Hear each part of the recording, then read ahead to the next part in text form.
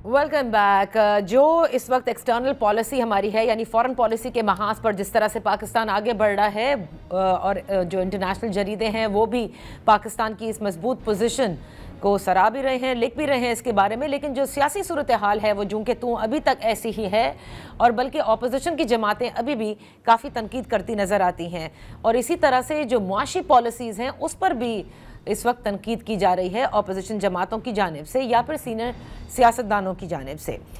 इसी पर बात करने के लिए हमारे साथ इन फोकस हैं मोहम्मद ज़ुबैर साहब, साबिक गवर्नर सिंध हैं, सीनियर सियासतदान। Thank you so much for joining us. Zubair साहब, पहले तो मामलात हम डिस्कस कर लें TLP के हवाले से, क्योंकि यकीनन पंजाब हुकूमत का पहला डिसीजन, उसके बाद फिर वफाकी हुकूमत को इरसाल किया गया, और यकीनन ये पाकिस्तान की जो गिवन माशरा हमारा है उसमें अगर देखा जाए या इस निज़ाम में देखा जाए तो ये एक बड़ी डेवलपमेंट है और एक, जिसे कहा जाता है, एक बड़ा मुश्किल फ़ैसला है जो लिया गया है।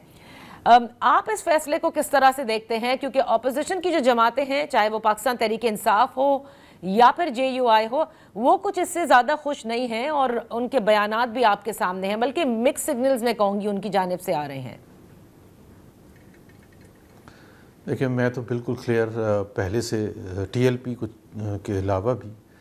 कि पाकिस्तान में अगर हमारा जो सफ़र, तरक्की का सफ़र या लोगों की खुशहाली का सफ़र है, उसमें बहुत सी रुकावटें आई हैं, और एक बहुत बड़ी वजह जो रिलीजियस एक्सट्रीमिज़म रही है पाकिस्तान में, जिसकी वजह से जाहिर सी बात है बहुत दफ़ा स्टेट ने घुटने टेके जो उसको नहीं टेकने चाहिए थे। स्टेट ने, रियासत ने बहुत सी ऐसी तंजीमों को जन्म दिया रिलीजन के नाम पर, जिसमें पॉलिटिकल जो मेन स्ट्रीम पार्टीज़ थी उनके लिए नुकसानदेह शामिल हुई, बोथ उनको डराने धमकाने के हवाले से और उनके वोट बैंक को हासिल करने के हवाले से। पाकिस्तान में ज़ाहिर है रिलीजन को या सेक्टेरियनिज़म को इस्तेमाल किया गया अपने पॉलिटिकल प्रोपेगेंडे के लिए, and that obviously did not help Pakistan, ना ही पाकिस्तान का इमेज उससे कोई फ़ायदा हुआ। सो मैं तो इसको पॉजिटिव ही समझता हूँ, और ये ख्वाहिश करता हूँ कि अनलाइक इन द पास्ट, जहाँ हमने बहुत सी जो पॉलिटिकल रिलीजियस पार्टीज़ तो नहीं मैं कहूँगा, रिलीजन के नाम पर तो आप ज़रूर कर सकते हैं अपना जो भी किसी का थिंकिंग है इस्लाम को फैलाने के लिए, वो तो एक पॉजिटिव चीज़ है, लेकिन जब आप उसको गलत इस्तेमाल करते हैं इस्लाम को अपने कोई भी ख्वाहिशात को एडवांस करने के लिए, वो नुकसानदेह होता है। अच्छा, लेकिन देखिए माजी में भी TLP का अगर हम जिक्र करें, इस किस्म की किसी भी जमात की जो कलअदम करार देने के लिए हुकूमत समरी मूव करती है या फैसला लेती है, वो ख़ुद से तो हमने नहीं देखा कि लिया जा सकता है, चाहे वो इमरान खान साहब ने लिया हो या फिर अभी लिया गया हो। और हम ये भी जानते हैं कि इस किस्म की जमात किसके आशीर्वाद से बनती है। तो क्या समझा जाए, मैसेज क्या है? क्या उन्होंने भी अब चेंज ऑफ हार्ट्स वहाँ पर भी हो गया है? ये कंसिस्टेंटली ऐसे ही हुआ है कि एक जमात को पहले बनाया गया किसी पॉलिटिकल पार्टी की वोट बैंक को कमज़ोर करने के लिए, इवन एथनिक जमातों को, जिस तरह MKM का जो 1980s में पीपल्स पार्टी का वोट बैंक को ख़राब करने के लिए उस वक़्त की मिलिट्री हुकूमत जो ज़िया उल हक की थी उन्होंने बनाया, उन्होंने प्रमोट किया, और अनफॉर्चुनेटली उनको और भी उसके बाद भी जिस तरह जनरल परवेज़ मुशर्रफ के ज़माने में प्रमोट किया गया। इसी तरह से अगर आप TLP को देखें तो 2017 में फ़र्स्ट टाइम वो उभर के सामने आई, और वो जब फैज़ाबाद धरना था वो उस वक़्त भी PMLN को कमज़ोर करने के लिए किया गया, और फैज़ाबाद में जो हुआ और जिस तरह से एंडिंग हुई वो भी हमारे सबके सामने है। यानी कि उस वक़्त की जो हुकूमत थी शाहिद खाकान अब्बासी की, वो बिल्कुल हेल्पलेस थी। इंटीरियर मिनिस्टर जो उस वक़्त थे एहसन इकबाल, उनको गोली मारी गई, और मतलब कोई भी मतलब उनकी तरफ जाने के लिए तैयार नहीं था। सो जाहिर सी बात है ये चेंज ऑफ हार्ट, वही मैं कह रहा हूँ कि लेट्स होप कि this is a permanent change of heart, और कल को एक और रिलीजन के नाम पर किसी को और को एडवांस ना किया जाए, बिकॉज पाकिस्तान की बहुत बिटर हिस्ट्री है। और ये सिर्फ इंटरनल मामलात में नहीं, हमने देखा कुछ कश्मीर स्पेसिफिक बनी, कुछ इंडिया स्पेसिफिक बनी, कुछ अफगान स्पेसिफिक बनी, जैश ए मोहम्मद, लश्कर तैयबा, ये सारी जमातें जो हैं اس سے پاکستان میں بھی تباہی ہوئی، اور اس سے آپ نے یہ بھی دیکھا کہ پاکستان کا انٹرنیشنل امیج جو تھا وہ شدید اس کو نقصان پہنچا۔ تو تحریک انصاف کی جانب سے جس قسم کے سگنلز آ رہے ہیں، گزشتہ روز بھی ایک ممبر پارلیمنٹ ہمارے ساتھ تھے، وہ کہہ رہے تھے بڑا غلط فیصلہ ہے جوڈیشل کمیشن تشکیل دیا جائے، سڈنلی کیا وہ صرف سیاست برائے سیاست کر رہے ہیں؟ کیونکہ خود عمران خان کے زمانے میں بھی اس کو بین کیا گیا تھا، جب وہ وزیر آباد دھرنا ہوا تھا اس وقت بھی بڑی وائلنس ہوئی تھی۔ دیکھیں، دو مختلف چیزیں ہیں، ایک کہ وہ جماعت کیا ریپرزینٹ کرتی تھی، اس کا پاسٹ کیا تھا، وہ ایک بڑا امپورٹنٹ فیکٹر ہے جو اس فیصلے میں لگتا ہے شامل ہے، لیکن اس کا دوسرا پہلو بھی ہے، اور وہ یہ ہے کہ جو یہ ریسنٹ جو بھی ہوا بریدکے میں، دیکھیں نا، جماعت کو بین کرنے کا طریقہ کار پاکستان کے آئین میں بالکل کلیئرلی ڈیفائنڈ ہے، اور اس پر چاہے صوبائی حکومت ہے، وفاقی حکومت ہے، الیکشن کمیشن ہے، اس کو اسی حدود میں رہ کے آپ کو آگے لے کے جانا ہے۔ آپ کا کوئی رائٹ نہیں بنتا کہ جی چونکہ یہ خراب ہے، جس سے پنجاب پولیس کے حوالے سے جسٹیفائی کرتے ہیں کہ جی کورٹس سزائیں نہیں دیتی، ہماری کرمنل سسٹم خراب ہے، اس لیے ہم بندے کو وہ اس میں کنفرنٹیشن کے نام پر مار دیتے ہیں کہ جی یہ ہوا تھا۔ اسی طرح کے الفاظ وفاقی وزراء اور رولنگ پارٹی کے لوگ پی ٹی آئی کے لیے استعمال کرتے رہے کہ جی ہم اجازت اس لیے نہیں ان کو دیتے ریلی کرنے کی یا جلسہ کرنے کی کیونکہ یہ دہشت گردی کرتے ہیں۔ انہوں نے پچھلی دفعہ بھی جب نومبر 2024 میں جب وہ ہوا تھا اسلام آباد میں مارکا، تو ان کے اوپر الزام ہے کہ انہوں نے دہشت گردی کی تھی، رینجرز کے لوگوں کو مارا تھا۔ جب حکومت ایک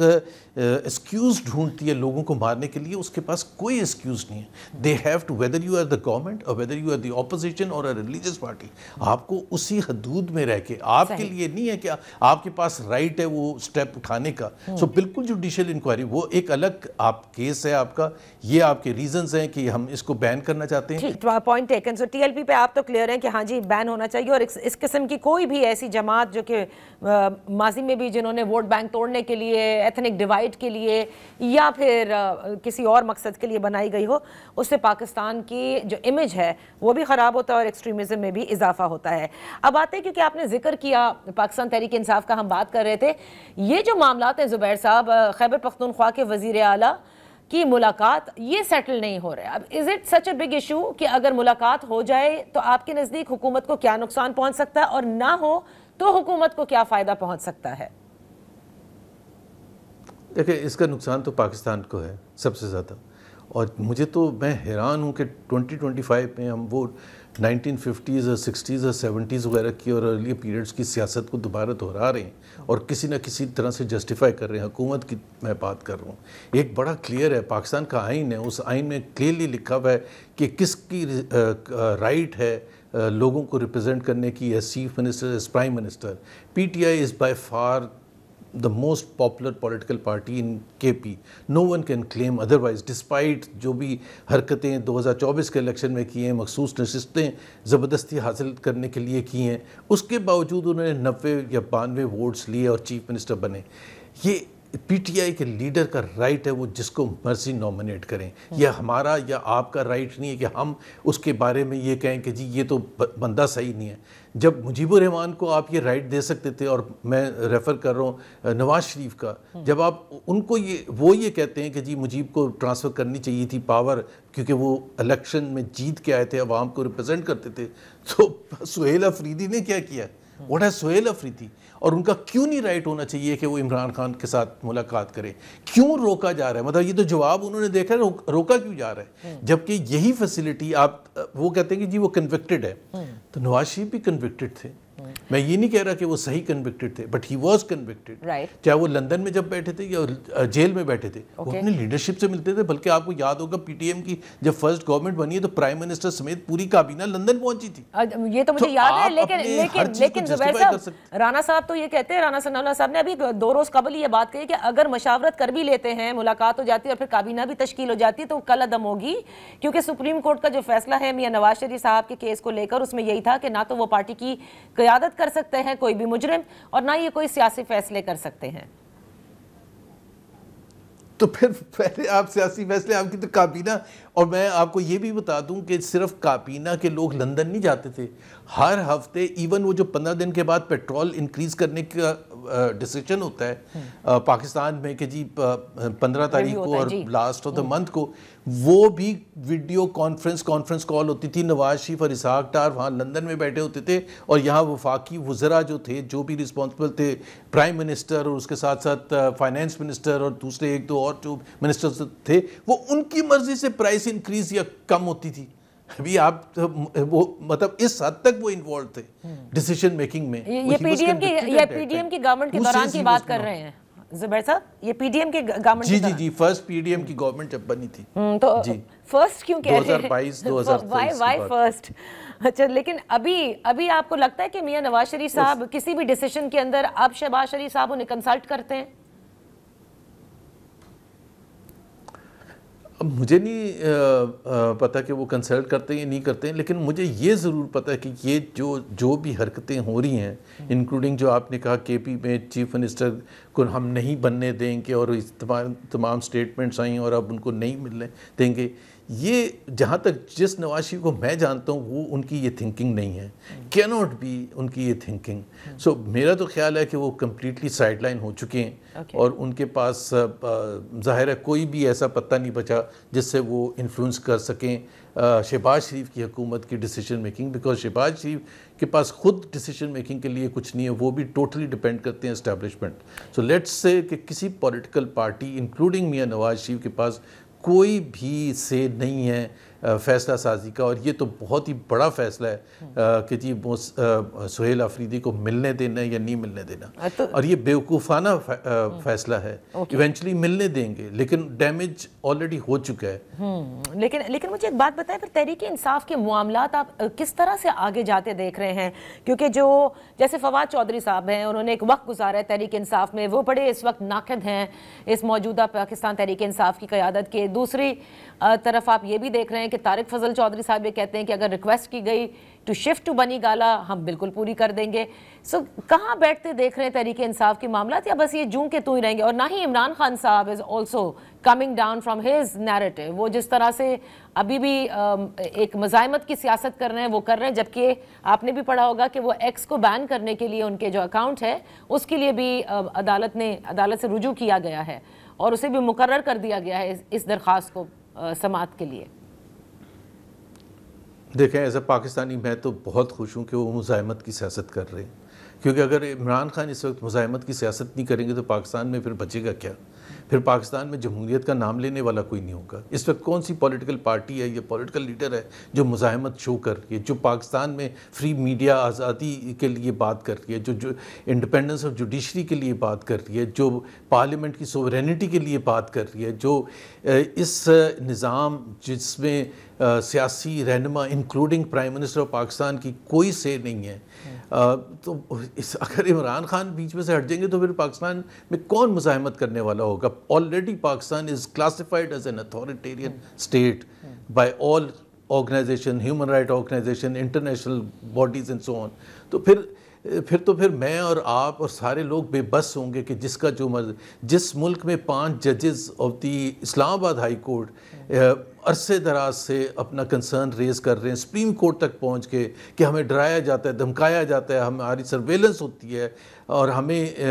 فیصلے دینے کے لیے فورس کیا جاتا ہے. جہاں یہ نظام ہو تو ایٹ لیسٹ کوئی پولیٹیکل لیڈر اگر کھڑا ہے اور مزاحمت کر رہا ہے تو میں تو بالکل اس کو سلوٹ کروں گا، اور میں سمجھوں گا کہ یہ پاکستان کے لیے اچھا ہے. سیاست تو ہونی چاہیے، ہر ایک حکومت کا اپنا حق ہے، مسلم لیگ، پیپلز پارٹی، سب کا، لیکن Imran Khan is the only one standing between complete یہاں اتھارٹیرینزم اور جمہوریت کے. اگر کوئی چانس ہے اس کو واپس آنے کی. بٹ زبیر صاحب وی مسٹ ناٹ فرگیٹ کہ جو بھی جماعت ہو، اس وقت عمران خان ہے، اس سے پہلے نواز شریف صاحب کی جماعت تھی، اس سے پہلے آپ چلے جائیں ریوائنڈ، جو بھی اپوزیشن میں ہوتا ہے وہ فری میڈیا کی بھی بات کرتا ہے، وہ جمہوری اقدار کی بھی بات کرتا ہے، وہ آئین اور قانون کی بات کرتا ہے، پارلیمان کی بالادستی کی بات کرتا ہے. اینڈ فاسٹ فارورڈ کر کے جب وزیر اعظم کی کرسی پر براجمان ہوتے ہیں تو سب بھول جاتے ہیں.